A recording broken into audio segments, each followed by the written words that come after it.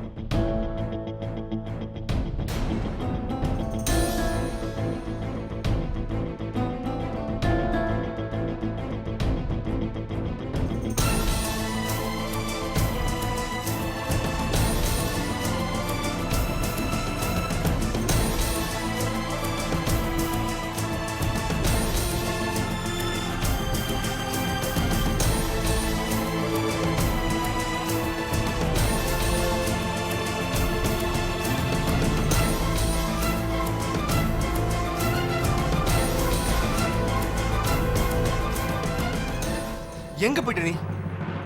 அதுவும் யார்கிட்டயும் சொல்லாம, எதுவுமே சொல்லாம வீட்டுல இது காணாம போயிட்ட.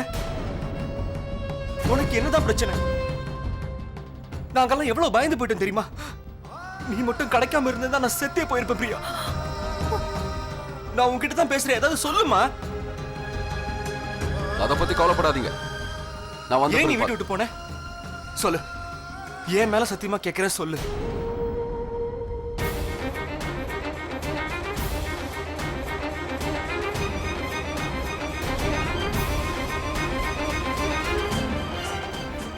ஆதித்யா, அது என்கிட்ட சொல்லு பிரியா, உனக்கு என்னதான் பிரச்சனை? உனக்கு தான் நான் இருக்கனே. என்கிட்ட மட்டும் சொல்லு பிரியா. என்ன உண்மையா நேசிக்கிறதா இருந்தா சொல்லு. சொல்லுமா. ஆதித்யா, சொல்லு. அட பிரியா கண்ணு, அம்மா நீ எப்போ வந்த? திடீர்னு நீ காணாம போனதும் எல்லாரும் துடிச்சே போயிட்டோமா. காதே, வந்ததும் வராததுமா ஏன் வெளியிலேயே நிக்க வச்சு பேசிக்கிட்டு இருக்க? மருமகளை உள்ள கூட்டிட்டு போ. பிரியாவை காணலையே வீட்டுல எல்லாரும் துடிச்சுக்கிட்டு இருக்காங்க. போ, அவளை உள்ள கூட்டிட்டு போ. நான் எல்லார்கிட்டயும் சொல்லிட்டு வந்துடுறேன். சீக்கிரம் அவளை உள்ள கூட்டிட்டு வா. தேவயானி, உள்ள போலாம் வா.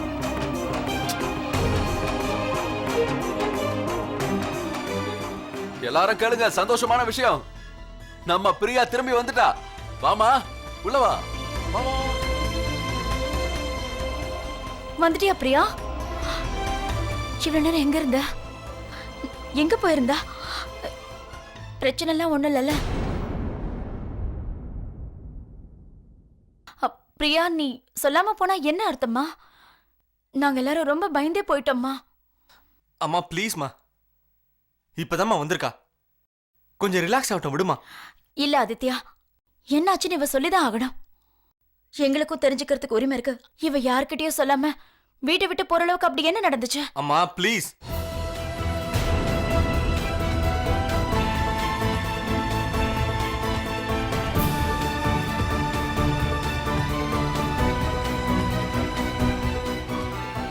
சாரி மாம்,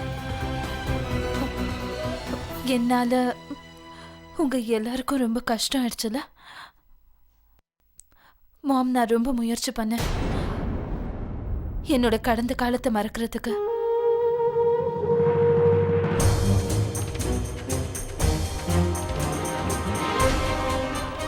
என்னோட கடந்த காலத்தை நான் மறந்துடணும்னு எவ்வளவோ முயற்சி பண்ணேன்.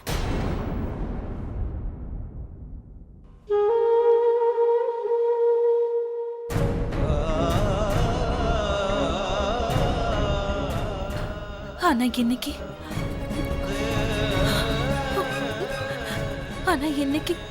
என் கடந்த கால வாழ்க்கை என் கண் முன்னாடி நிக்கிற மாதிரி தோணுச்சு.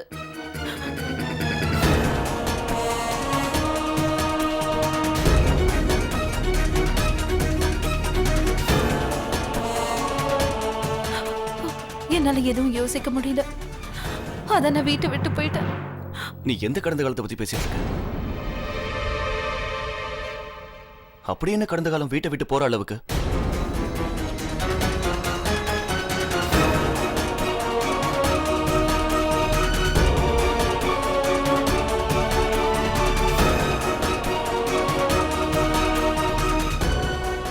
அது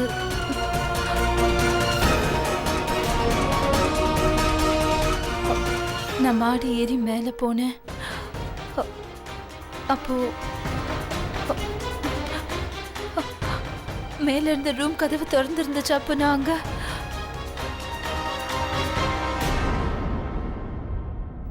என் கண்ணுக்கு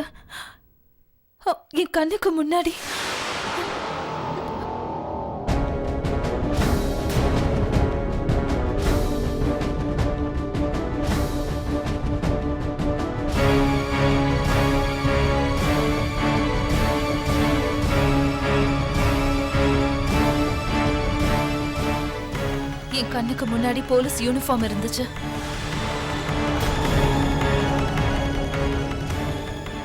அந்த யூனிஃபார்மை நான் பார்த்தப்ப என் கடந்த கால வாழ்க்கையோட ஒவ்வொரு நிமிஷமும் அப்படியே என் கண்ணுக்கு முன்னாடி வந்துச்சு.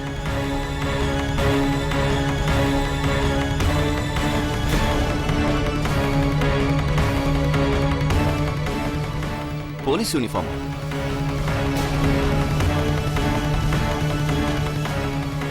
ஆனா நீ வீட்டை விட்டு ஓடுறதுக்கும் இதுக்கு என்ன சம்பந்தம்? அத நான் சொல்றேன். அவ மனசுல போலீஸ்காரங்கனாலே ஒரு சின்ன பயம் இருந்திருக்கு, அவ்வளவுதான். ஏதாவது ஒரு போலீஸ்காரனை பார்த்தாலும் சரி, இல்ல போலீஸ்காரனோட யூனிஃபார்மை பார்த்தாலும் சரி, பாவம் இந்த மாதிரி பயந்துருவா. பார்க்க போனா இது சாதாரணமான விஷயம்தான். கண்ணா, இந்த மாதிரி கேஸை நான் நிறைய பார்த்திருக்கேன்.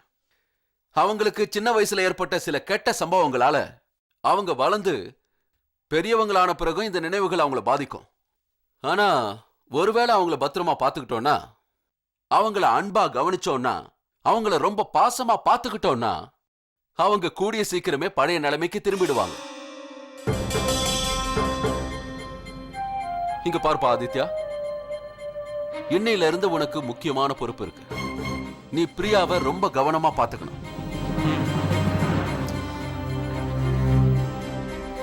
நீங்க எல்லாரும் என்ன மன்னிப்பீங்களா?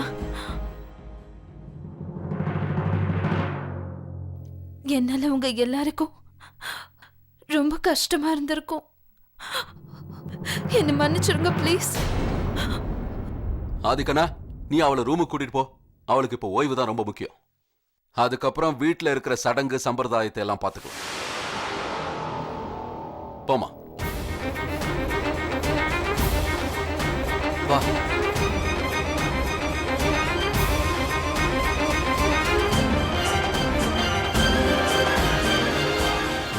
சிட்டா, சாப்பாடு எடுத்துவே. சரிங்கம்மா. வித்யா, நீ போ.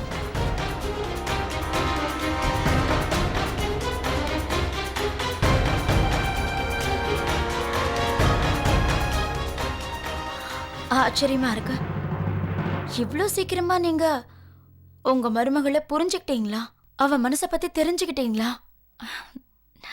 நான் என்ன நினைச்சேன்னா அவன் மேல உங்களுக்கு கோபம் வந்திருக்கும். அப்புறம் போலீஸ்காரன்ல யாரோட மைண்டை எப்படி ஸ்டடி பண்ணணும்னு எனக்கு தெரியும்.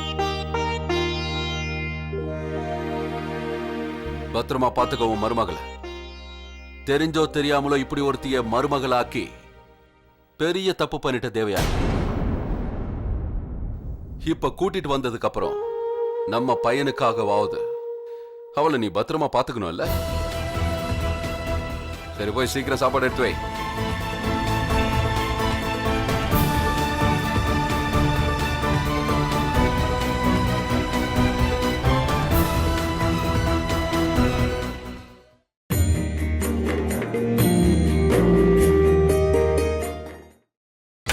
நீங்கள் பார்த்துக் கொண்டிருப்பது உங்கள் விஜய்.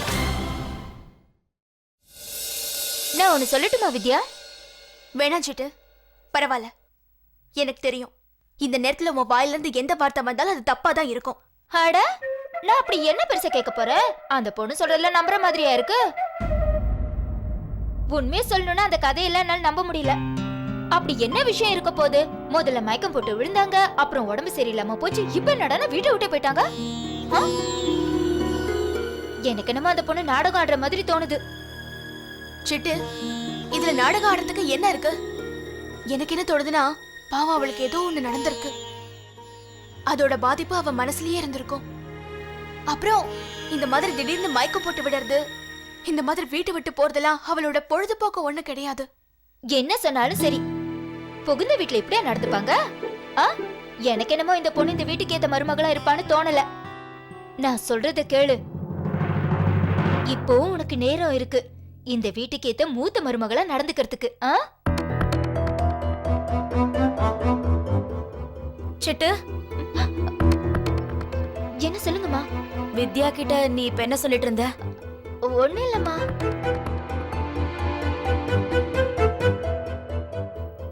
சீக்கிரம் சாப்பாடெல்லாம் எடுத்துட்டு ஹாலுக்கு வந்து சேர.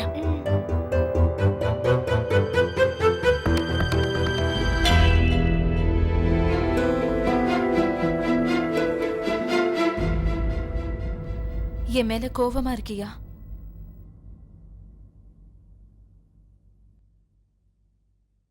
அந்த மாதிரி எதுவும் இல்ல பிரியா.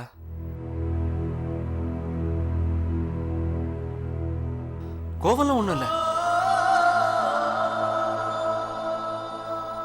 ஆனா கொஞ்சம் கஷ்டமா இருந்துச்சு. ஆனா என்ன நீ உன் புருஷனா ஏத்துக்கல நினைக்கிறேன் பிரியா. உன் மனசுல இருக்கிற வலிய என்கிட்ட சொல்லணும்னு உனக்கு தோணவே இல்லைல்ல?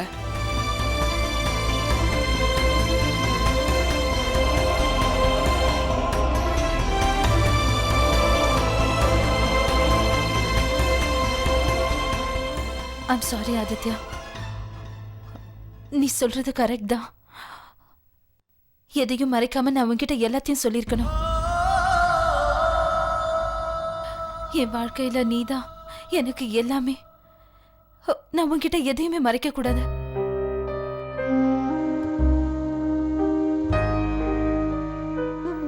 ஆதித்யா, அது என்ன அட ஆச்சுன்னா போதும் விடு பிரியா, போதும்.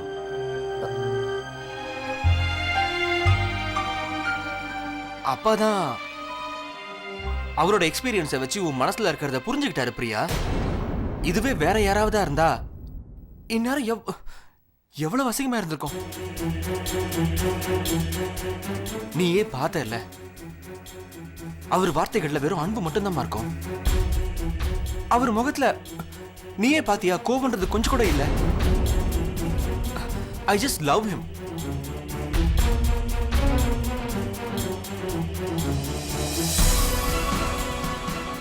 ஓகே, எல்லாத்தையும் விட்டுரு. எனக்கு நீ ஒரு வாக்கு கொடுக்கணும் பிரியா. இனிமே இந்த மாதிரி எப்பவும் பண்ணக்கூடாது. என்னைக்குமே இந்த வீட்டை விட்டு நீ போகவும் கூடாது. அப்படின்னு எனக்கு சத்தியம் பண்ணணும்.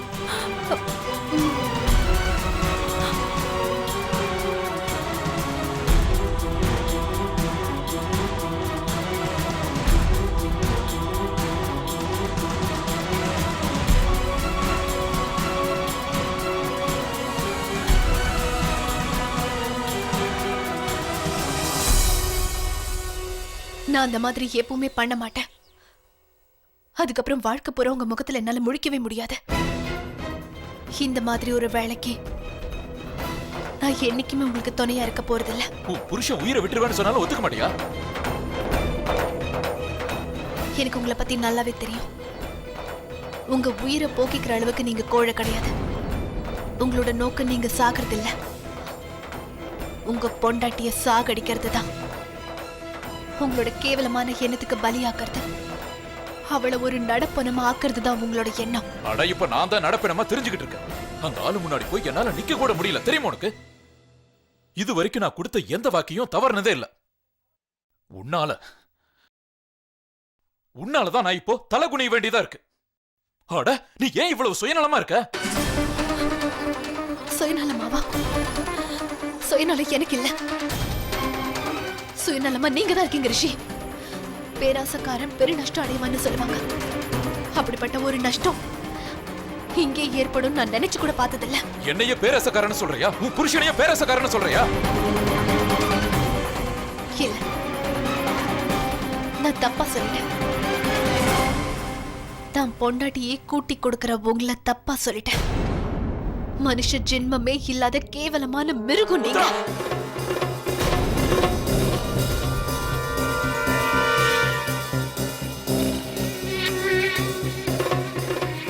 அடிங்க, என்ன அடிச்சு கொன்னுடுங்க. அடிங்க ரிஷி, என்ன அடிச்சு கொன்னுடுங்க. ஏன் நிறுத்திட்டீங்க? அந்த நாட்களே நல்லா இருந்தது. இப்படி கேவலமா நீங்க மாறுறதுக்கு பழையபடியே இருந்திருக்கலாம். என் முகத்தை பாருங்க. எப்படி உங்களால இந்த மாதிரிலாம் பேச முடியுது? நீங்க என்ன அடிச்சு துன்புறுத்தினதெல்லாம் கேவலம் அந்த 4 செவத்துக்குள்ள மட்டும் தான் நடந்துட்டு இருந்தது. ஆனா நீங்க இப்ப உங்க பொண்டாட்டியவே கூறு போட்டுட்டீங்க. பணத்துக்காக என்ன நீங்க வித்துட்டீங்க. என்ன ஏதோ உளறிட்டு இருக்க? நீ என்ன நினைக்கிற? எல்லா பணத்தையும் நானே தலைமையில தூக்கி வச்சுட்டு போறேனா? பேசுறதுக்கு முன்னாடி யோசிச்சு பேசு. அப்புறம் இதெல்லாம் யாருக்காக பண்ற? அட உனக்காக, நம்ம குழந்தை தாராவுக்காக, அவளோட வருங்காலத்துக்காக. இல்லங்க, இதெல்லாம் நீங்க தாராவோட வருங்காலத்துக்காக பண்ணல. உங்களோட சுயநலத்துக்காக நீங்க பண்ணிட்டு இருக்கீங்க. எந்த குழந்தையும் தன் தாயோட மானத்தை வித்து அவளோட எதிர்காலத்தை நல்லபடியா அமைச்சுக்க விரும்பவே மாட்டான். என் பொண்ணு நிச்சயம் அந்த மாதிரி கிடையாது.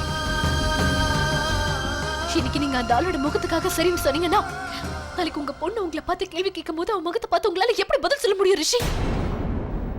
அப்படியே ஒருவேளை உங்களுக்காக நான் அதை பண்றேன்னு வச்சுக்கோங்க. ஒருவேளை தாராக்கு எதிர்காலத்துல இந்த விஷயம் தெரிய வந்ததுன்னா அவ வாழும் போதே செத்து போயிடுவா ரிஷி. அவ சாகும் போது சாகட்டும். ஒருவேளை அந்த ஆபீசர் கொடுத்த வாக்கு நிறைவேற்றலனா அவன் இன்னைக்கே என்ன சாகடிச்சிருவான்.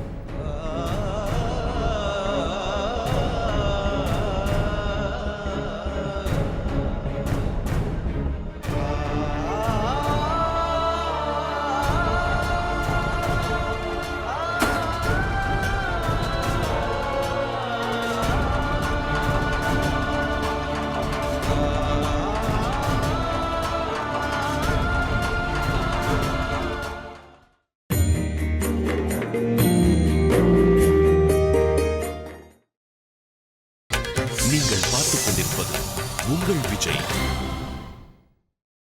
ஆதித்யா,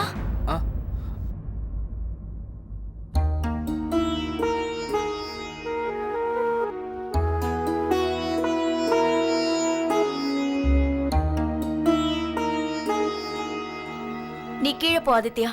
நான் பிரியாவை கூட்டிட்டு வரேன்.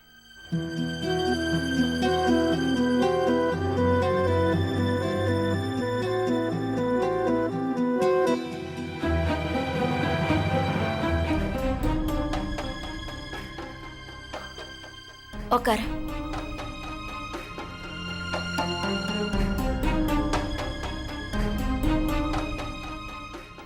அம்மா, எனக்கு தெரியும் நான் என்ன பண்ணனோ அது தெரிஞ்சுக்கிட்டு ஒன்னும் ஆக போறதில்ல. முடிஞ்சது முடிஞ்சு போச்சு.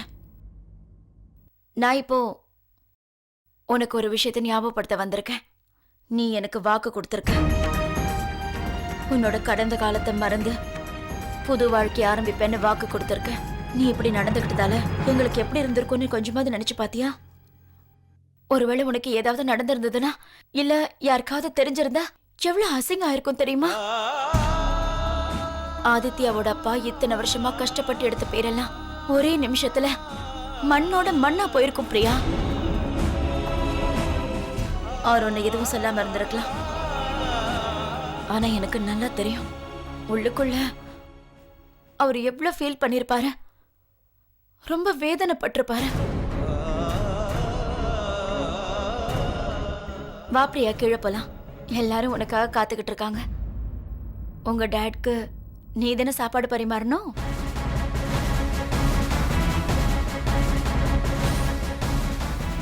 வா போலாம். சரிம்மா, நான் இப்பவே வரேன்.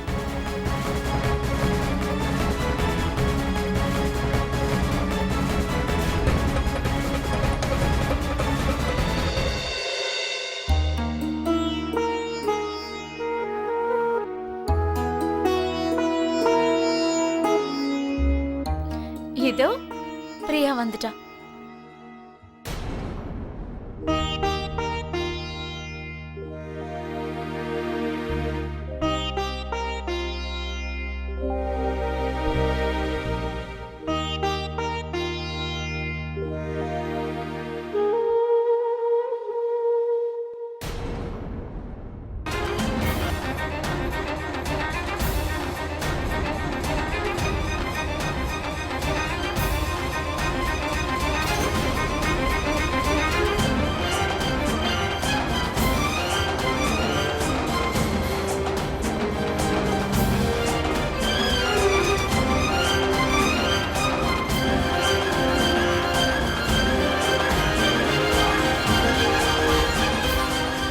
அடேங்கப்பா, டேஸ்ட் பிரமாதம். மருமகன்னா இப்படி இருக்கணும். இங்க பாருமா தேவயானி, இன்னும் கொஞ்ச நாளைக்கு தயவு செஞ்சு கிச்சனுக்குள்ள வேற யாரையும் விட்டுறாத. இனிமேலாவது நான் மருமக கையால நிம்மதியா சாப்பிடுறேன்.